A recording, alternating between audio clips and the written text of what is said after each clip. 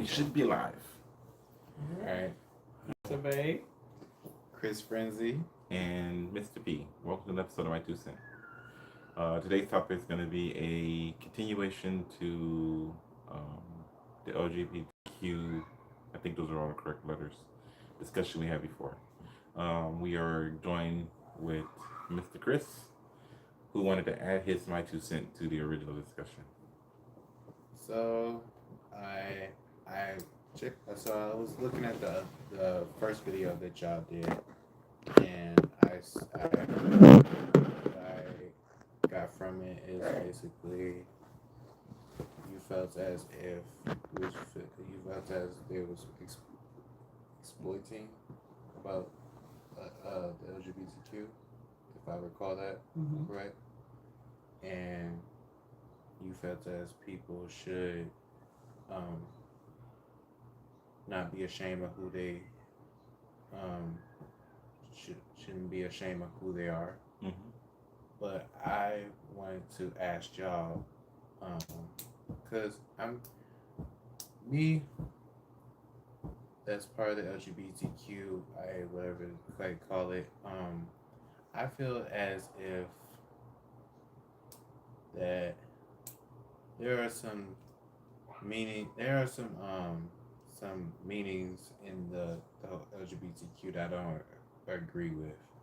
Like one, the word gay, because gay, it doesn't mean it originally does not mean homosexuality, because gay and homosexuality are two different things. Correct.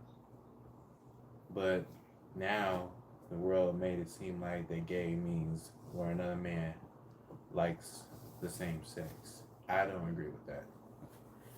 Well, if I can interrupt, the term gay comes from history. Human history is one of the things about the reason why I started My Two Cent. Human history is very long, longer than the 2,000 years of religion, and culture changes over time. That's the reason why, like nowadays, people say the younger generation says let them cook, and let them cook actually originates from my generation and older generations. We used to say what do we say? Oh, we used to say that's fire, and even that's fire came from something even older than that, and it just that's fire literally means he on fire, like he's literally on fire, and it's just the evolution of that. In the past, being homosexual for my generation, being homosexual was a super stigma. I'm not I consider myself straight, and I don't have anything against anyone's sexual orientation, but I grew up in an environment where it was a very negative connotation to be gay. It was more acceptable and more tolerant for females to be lesbian, but it was very negative for men to be gay. It was very, very, very discriminatory. So the term gay itself was a way of describing men that were more feminine, flamboyant. One of the things that we used to say a lot in the past was we used to associate it with like you'll hear women always say that he got a little sugar in his tank. So it definitely carried a negative connotation. But in my generation, using the term homosexual, even though it existed, because homo was the shortness of just homosexual was just homo, it wasn't something that, it was like Baltimore, it was that which we did not speak of. So the idea of a man just being happy as a way of representing his sexual orientation with other men, that's kind of what that original statement came from. So what do you think for your generation, what do you think would be a better term than just gay? And why do you feel like the term gay has the connotation that it has? Because in my perspective, I think gay, it means happy, which means not just men, but everybody is happy. Everybody's happy, jolly, merry. Like I said, in my perspective, but I feel as we don't need the word.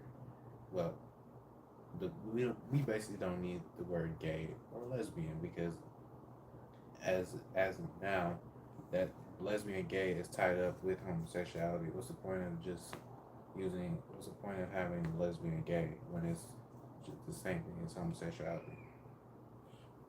Um, like I just If that mentioned, makes sense. it helps.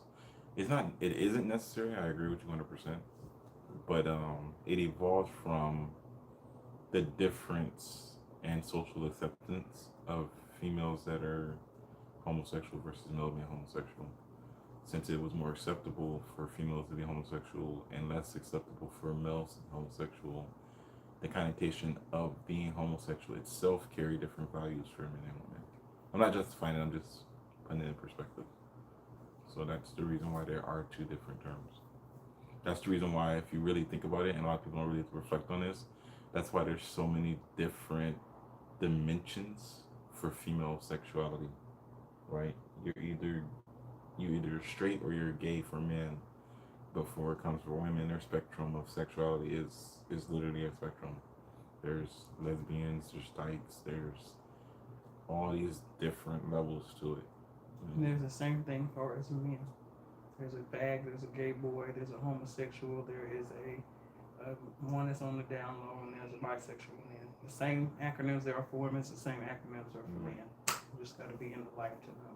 I do have to say this though. If you're worried about the word gay, you should be worried about calling yourself black and letting other people call you black, because that's also a word that's not what you are. And I So would if you're gonna be picked, if you got a problem with one word, you need to have a problem with all the words that you've been called that are not you, that do not represent who you are. And for me, as someone that's straight, I would argue that you're probably better off being called gay than you are letting somebody call you black, because the idea of black is far far worse and far more dehumanizing. So, what else? Um, I've heard of the word cisgender, but I don't know what it actually means. Cis means what you're born as. Cis. He's born as a cis boy. You're born as a cis male. I'm born as a cis female. It's when you transform. That's when you're. They ask, what are you? You're born. Cis is what your gender you were born as. Okay. Would you like me to expand on it, or do you want to continue? Yes. So so there's me, the person that's straight. There are two genders. There are males and there are females, and our genders define our sexuality, and our sexuality is defined by our sexual organs. So when a child is born, the human fetus should have some physical characteristics that make it. I don't want to use the term normal, but in this conversation, there's no way to communicate without communicating, and I don't want to spend 20 years trying to just have a discussion. So when children are born normal, in quotations, their physiology should have certain attributes that we would define as normal. 5 fingers, 5 toes, one mouth, one nose, 2 eyes, 2 ears, etc., etc. And again, this is just for the sake of the conversation. We can go into deeper discussion on what normal is later, because I'm actually working on that myself. So if you're born with 6 fingers, you're not technically by definition normal, but you're not so abnormal that you would no longer be considered not human. It's the same with humans being born. The genitalia of a human should be normally developed. So you're either going to be male, female, or you're going to be both. And that's where the term cisgender came from. It comes from what you look like to the doctor when you're born based on your sexual organs. Hold on. You can continue. So, what about the term hermaphrodite? It's a person that's born with a female and male sex organs. Okay. Because I heard of it, but I just never encountered a person that was considered a hermaphrodite. You might have, they just don't. I'm not gonna openly tell you not unless they choose to be intimate. Because other than that, they have no reason to tell you that they have male and female body parts. Okay. My next question is the term fag, because for a long time, when I was a lot younger, I took that as an offensive word. Mm-hmm. I'm pretty sure a lot of people took it as offensive, but Depends on who says it. yeah. But just like ignorant people call each other nigger, homosexuals call each other faggots, Yeah. you gay bitch, you gay boy. It just depends on who said it. It was intended to be derogatory when it was. But a fag It was is intended. a cigarette. Yeah, it was intended. It was intended to be derogatory, and the way that it was used, and how it was used, and how it was used, which is what makes it derogatory. It goes back to the N word being something that you can redefine. Words have values and meanings that help us communicate, and even though we can try to speak in a way where we can communicate meaning without necessarily using the definitions of words, like how we say cook or fire, and it communicates some meaning, it doesn't change the base definition of that word. Cook has a very specific definition.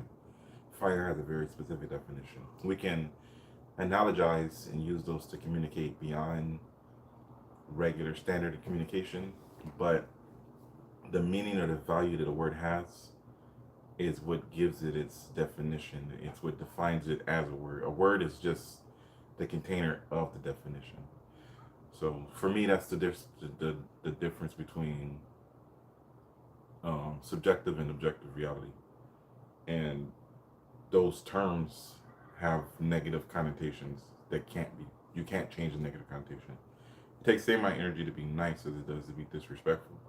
So instead of trying to change something that's disrespectful and make it more respectful, you could just be respectful, right? You can't make a B word, calling a woman a bitch doesn't carry a positive value because you could just call her a lady. Does that make sense? Yeah. And if a female is offended by being called a lady based on her experiences in life, the most respectful thing to do is to acknowledge that individual's desire and not do that. Does that make sense? Like, it's not hard for this person to say, hey, this is how I feel, and I don't want you to speak that way. And for me personally, when it comes to the transgender movement, that's how I personally feel in regards to being expected to understand everyone's pronouns, because it's a lot of extra work, and I do feel that it's necessary to respect the person individually, but I don't feel like individuals that want to be treated differently should be universally able to be angry or upset at what has been standard. I won't say what's normal, but what has been standard, right? It's been standard for me for years to use certain pronouns. And for you to expect me to understand your identity after being on this planet for as long as I have, and feel like you're justified to get angry or upset at me because of my lack of ignorance or understanding, it's not okay. It's just not okay. Because it's a two-way street. You want me to respect your pronouns, you should be able to respect the fact that I have ignorance to your pronouns. Does that make sense? Mm-hmm. And you should be coming with that level of respect. And then as we build our relationship, then you can say, hey, we've known each other for a while and you're still being disrespectful, right? You can't be a cook at McDonald's and know every last customer's pronoun when they come through the drive-thru because you don't know everybody. Right. You have to be able to show that level of understanding in that term. But one thing I would like to add before we move forward, you were asking about hermaphrodites, Mm-hmm. and I think that's where all of this trouble began, because to be male and to be female is to live in a certain reality in the world, and to be a female physically, the hair, the eyes, the bone structure, the physiology, the breasts, the hips, and the butt, but to have a penis and not a vagina is to live in a different reality than males and females. There are certain things that men and women are expecting of each other, and I don't want to say it's I don't want to say it's a level of deception or lies or deceit for a young person to be outwardly female but have a male penis, or to be outwardly male and to have a female vagina. But I can see how in the transgender community that would create a condition, that would create a conflict for them. Because when you're born, there are 0 children that are born with breasts, correct? So if we're gonna look at the average human fetus, the average human infant, and look at their physiology and define what their gender is, when the most defining attribute of a woman's gender is usually her breast, right? So you can never assign, you can't know how large a female's breasts are, more or mammalian glands. are going to be at birth, but that's the most defining feature. So a boy can be born with a penis and then develop breasts at puberty. And now he's a girl. He's still a boy by my definition because he has a penis, but outwardly he has breasts, so he's a girl. And he should have enough testosterone because the testes generates testosterone to where he won't develop breasts, but he still does because of the hormonal imbalance. And this isn't like taking medicine or nothing, this is just naturally what's happening. So a small percentage of boys are actually girls that have to function as girls but are living in the male world. So they have to navigate the strange world.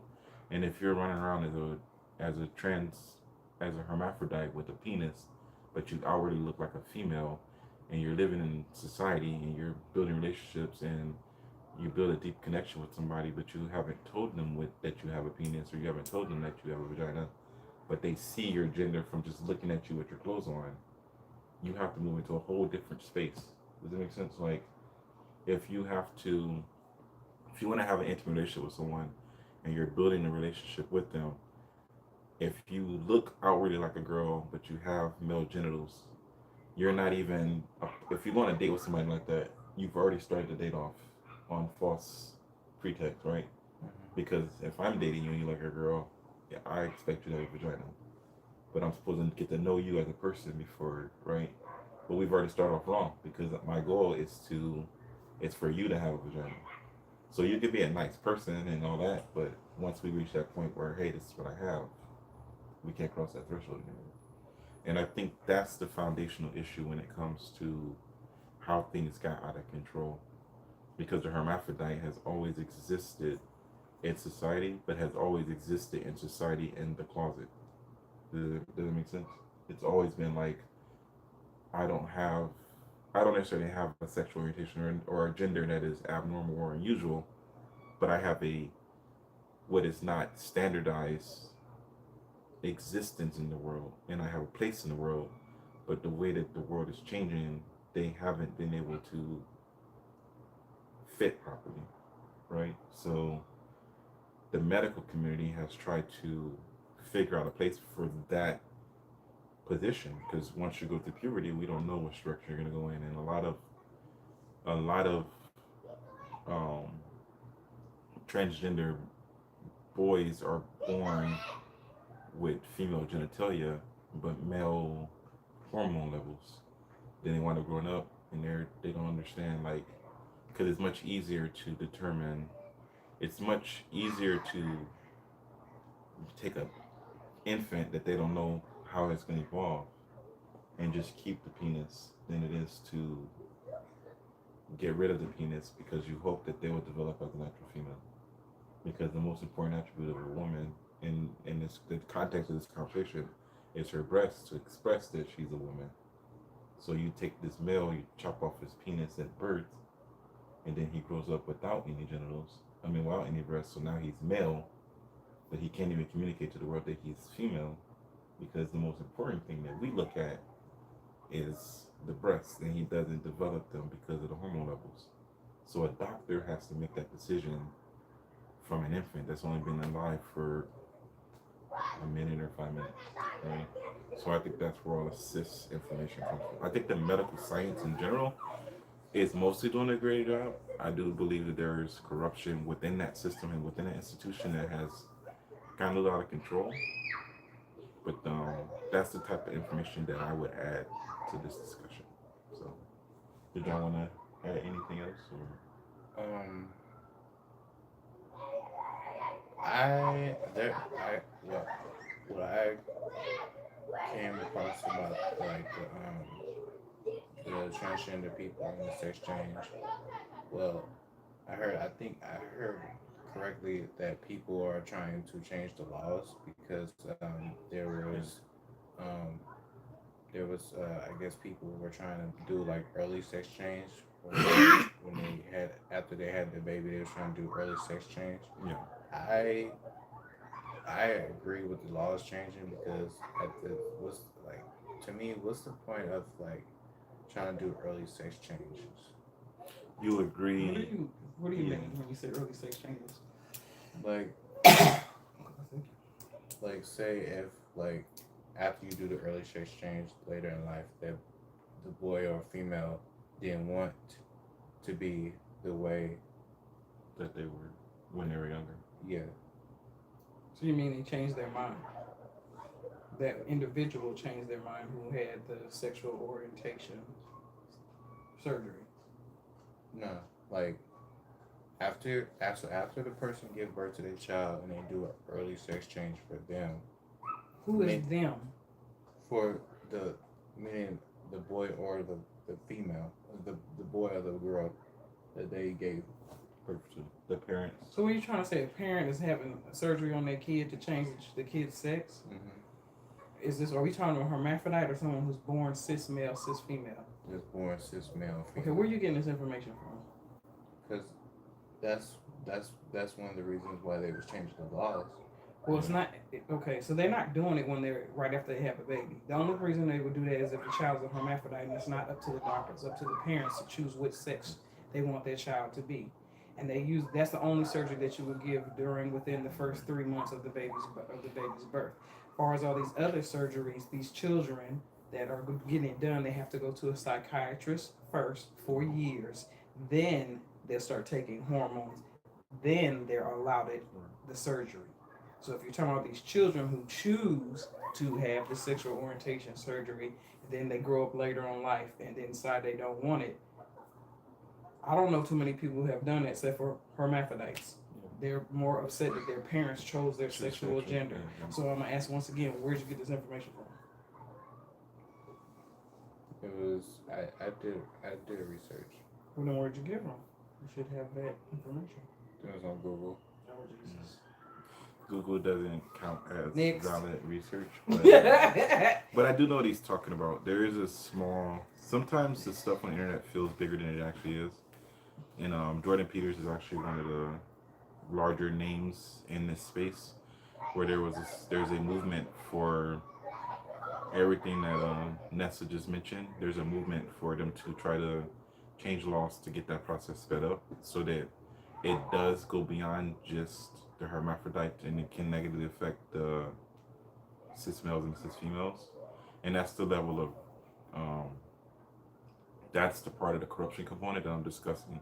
The percentage of people that need this surgery and within the medical field that are these trained professionals that have been doing this for decades, not just years but decades, and there's history. The hermaphrodite has existed in human culture for as long as human culture.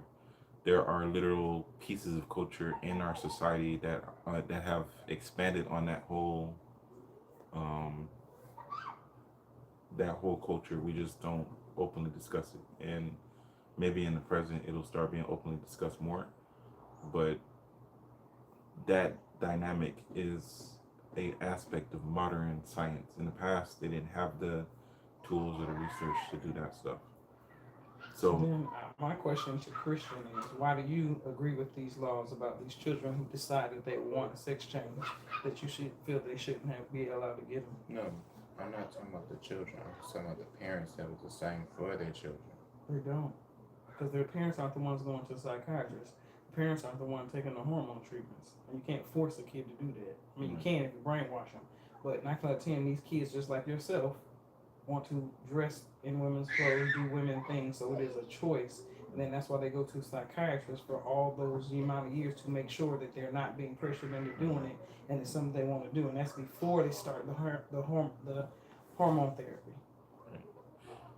So why did you want to agree with it? No, it was more on to the parents. It wasn't on to the children. what part I of the can agree with the children part, but the parents there basically wants to change their sex at the early age. That's what I was talking about. So what about it did you want to discuss? No, I was just basically agreeing Why? for them to change the laws about that. Yes, why? Because, like I said, say if later in life that child didn't want its sex change and it wanted to go back to normal. reproduction level. There's that fucking word again. So you're Okay. you're not I don't think that you are structuring your argument very concisely. So we have to figure out what it is that you're trying to communicate. We have We can come back around the to laws.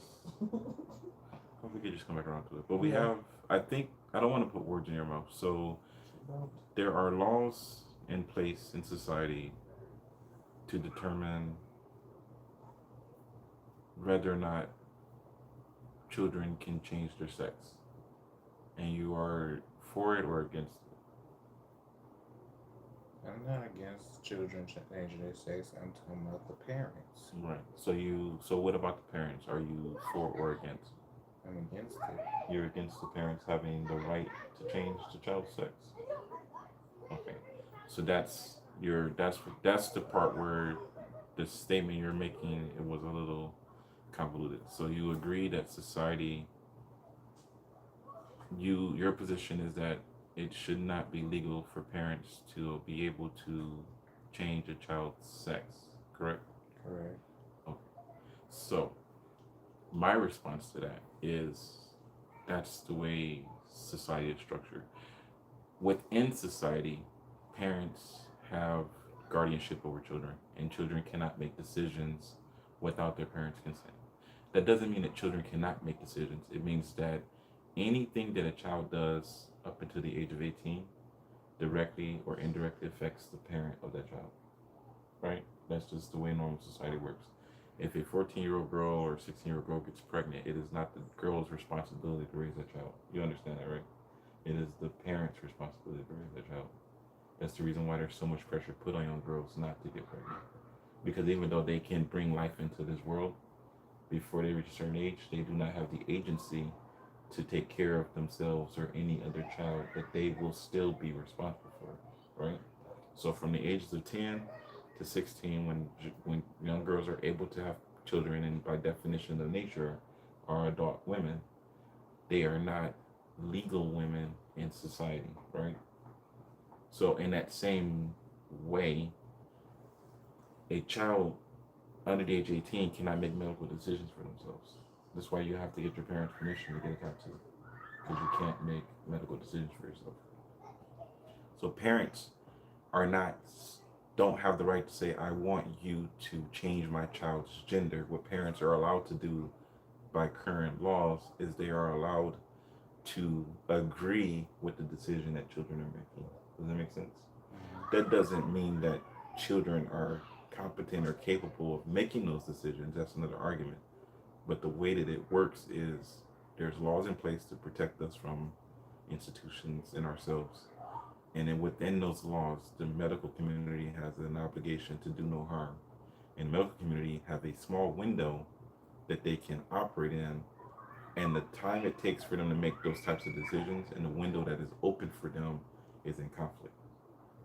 So when a person is going through hormonal changes, right, there's a small window that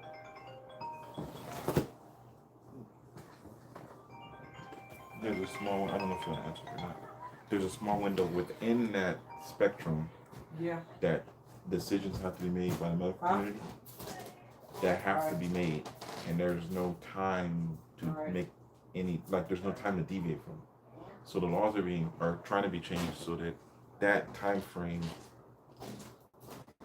can be made faster, and that process can be made faster, and that's where the controversy is coming from.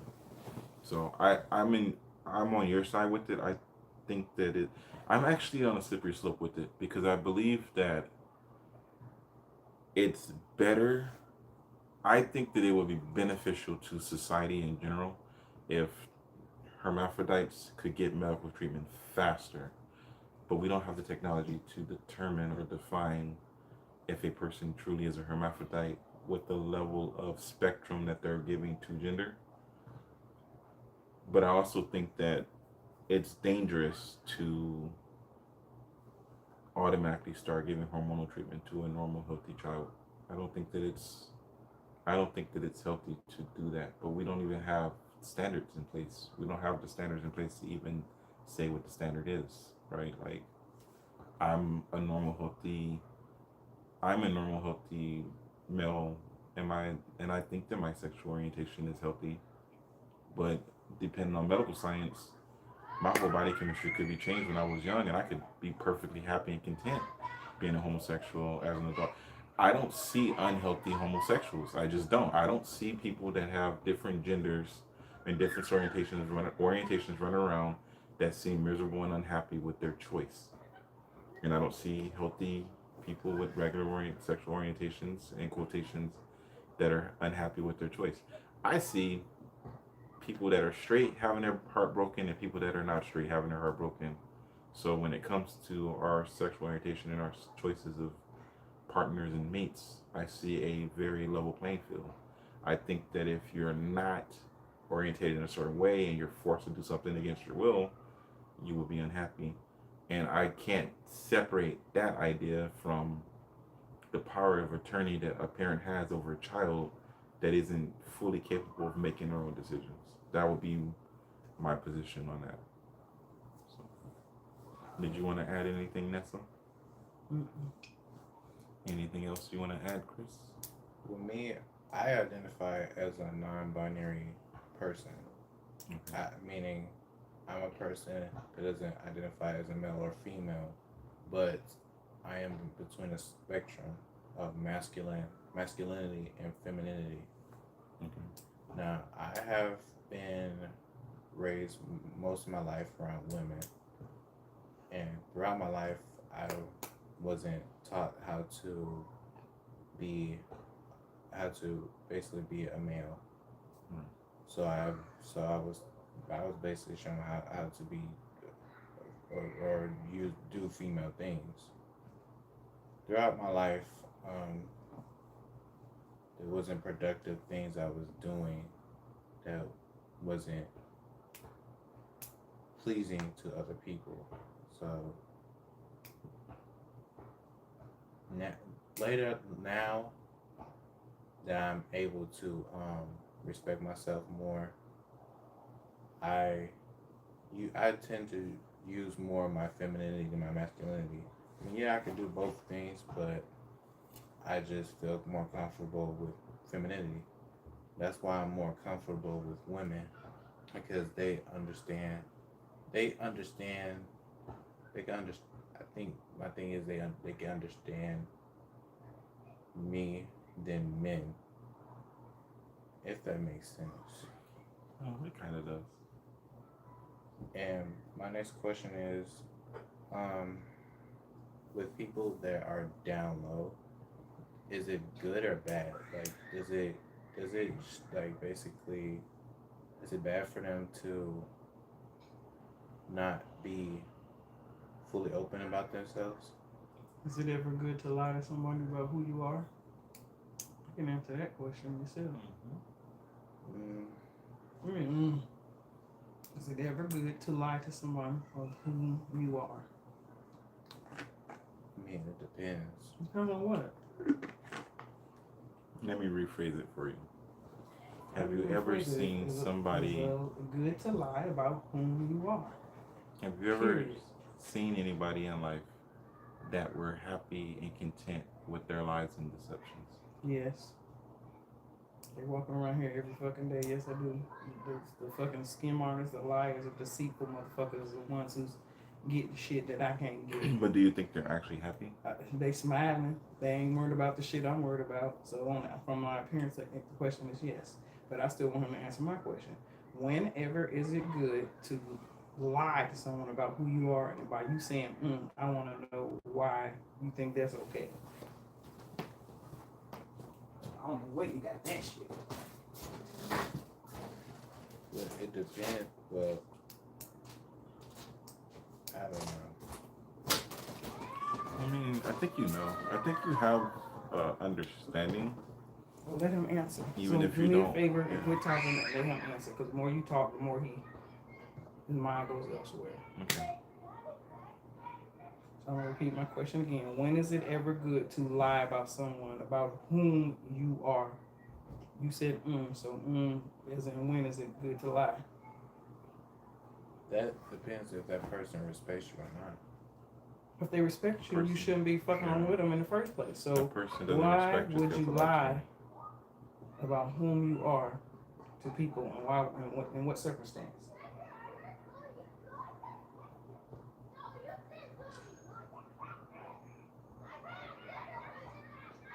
I don't know. It's crazy.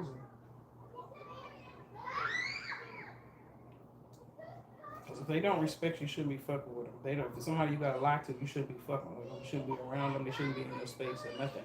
Especially if you have to lie about whom you are. Mhm. That should never be the case. Ever. So if you on the DL, you like sucking dick, licking clit, that's what you need to be doing and not lying to this other motherfucker who thinks you ain't.